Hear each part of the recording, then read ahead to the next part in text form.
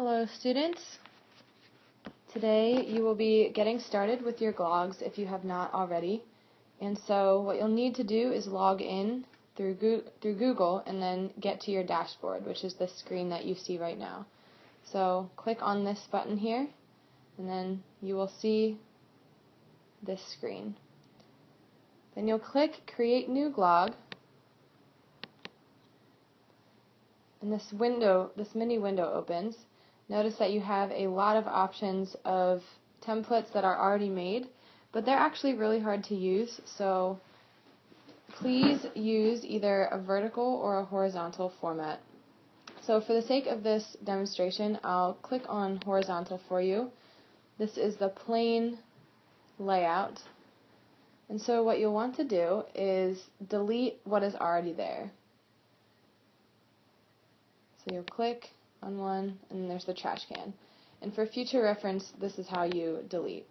So you click on the object and then click on the trash can. So the first thing, the toolbar is already up, but say it wasn't on the screen. You'd either want to double click on the wall or click on this plus sign here. So the text box pops back up. Just like with a poster, your first step would be to pick a poster board or a piece of paper, and so you'll do that here as well. So see wall is highlighted, you'll click on wall, and then just pick a background. You shouldn't pick a background that is very distracting, so you probably don't want it to be neon pink or something that's going to kill your classmates' eyes. So say, this one looks nice. So I can double click or I can press use it. So see, I press it and then it pops up. So there you go, there's my background. Simple enough. Next, what I want to show you is how to make a text box. And most likely with your poster, you'll want to put a heading on it first. So I'm going to stick with my poet, Rumi. So see, my toolbar opens up again. I'm going to hit text. So I'll hit text. And let's see. Okay, I want to use this one. This looks like it would be a nice header. I clicked use it. I'm going to X out of my toolbar just so I have more space to work. And then I'm going to position my header probably at the top of my poster somewhere. I'm going to put it front and center. Now that the text box is highlighted, I'll click on this letter button. Once I do so, I'll be able to change my text. So I'm going to write Rumi. Now remember that in order to make changes to the font, you'll have to have your word highlighted and then choose the font. So see how it's highlighted over here? And I'll just change it to this one. Nothing too exciting, but that's okay. And it's on a red background and I want it to stand out, so maybe I'll pick light yellow. And then this here, adjust the size. So see, it gets really large. And there we go. That looks good. So I'm going to X out of this. And then I can proceed to adjust the size of my banner by clicking these arrows. I can also tilt it any direction I would like. But I kind of just want it in the middle. Okay, another option, see this dropper button? It looks like the kind of tool you would use to have eardrops or something. That changes the color, so I can change the color. I kind of like this deep red, so I'll choose that. And so that's all I'll show you for now.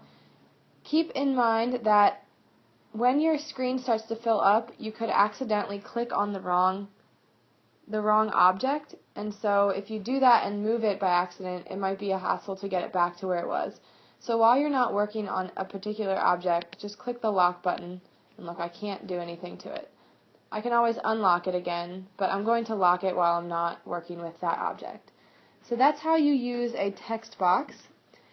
And then the next thing I want to show you is how to insert an image. So this is actually kind of cool. You can save images to your Google Drive, but you can actually just pull them from a Google image search. So I'm going to open up a new tab, and then I'll Google search Rumi.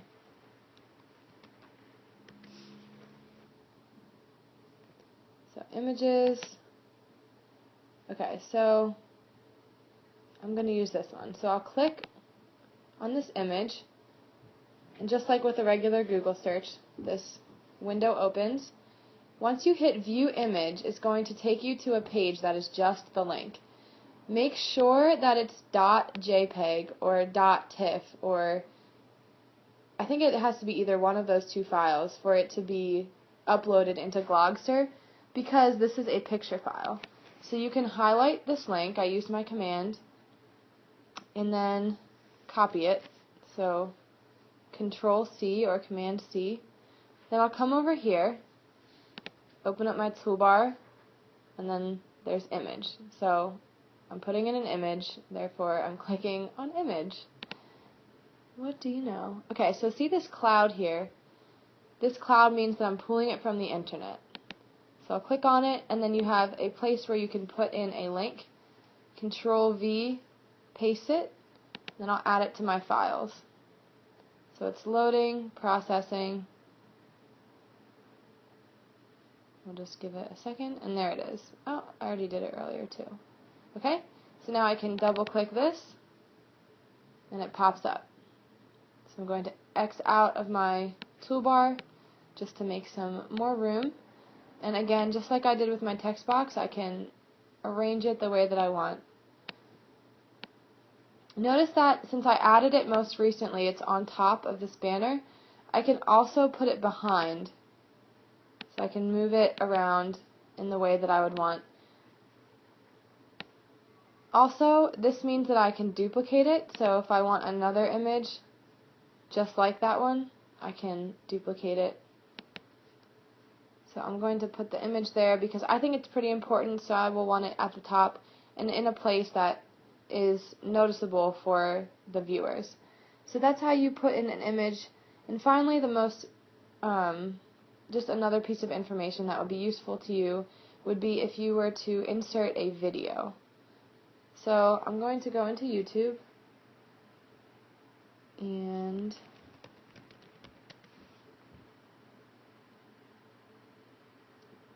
okay, Rumi poem. So remember what Ms. Manhart said about quality videos. You don't want to pick a video that looks like somebody videotaped in the movie theater or did something ratchet like that. So make sure it's high quality, not pixelated, and good sound. Just for the sake of time, I'm just going to pick one. So I might put the text of a poem on my poster, but I could also include a video in which somebody is speaking the poem. So again, highlight, copy, and then I'll go back over here. So, oh, I forgot to lock. See, I'm locking the picture. Toolbar, video. Okay, so same deal. The cloud is where I'm going to paste this link. Control V, paste it, add it to my files. Hopefully this is becoming more familiar to you.